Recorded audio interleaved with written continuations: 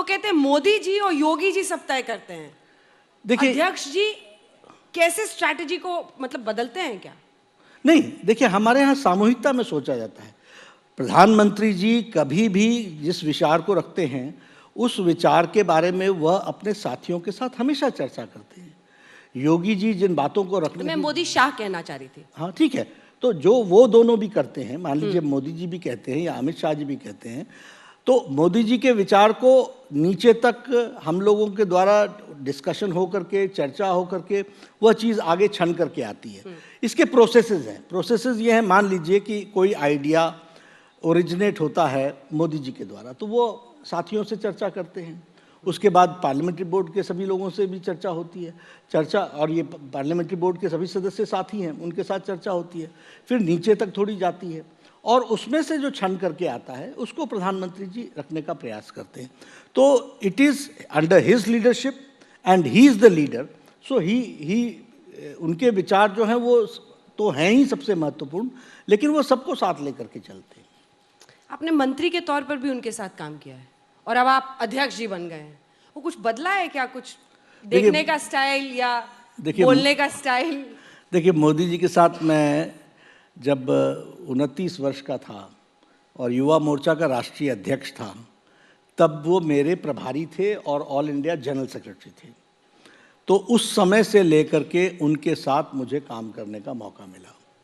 बाद में मैं हिमाचल में विपक्ष का नेता बन गया, बीजेपी ग्रुप का नेता बन गया, वो मेरे प्रभारी बन गए, तो तब भी मुझे उनके साथ काम करने का मौका मिला।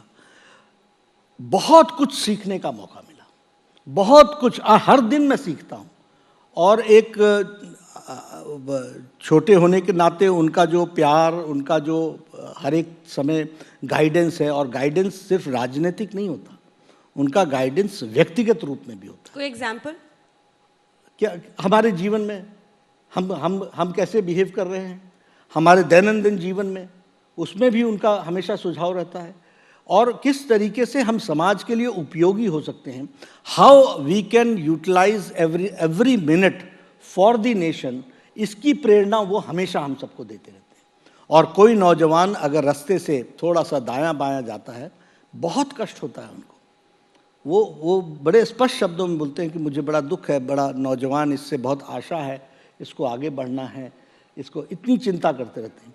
कल पार्टी कैसे चलेगी इसकी चिंता करते हैं, और इसके लिए सब लोगों को अच्छे शब्दों में जो भी सुझाव देना है, राइट फ्रॉम हेल्थ, अच्छा, right from health to how we should behave, how we should go forward. और हम, जैसे उन्होंने कहा कि हमें विश्वास का सेतु बनना है, तो इसको अब वो नरेट करके बताते हैं कि हमको विश्वास का सेतु कैसे बनना है, और इसके लिए एक नहीं अनेकों को बनना है। कैसे बनना है?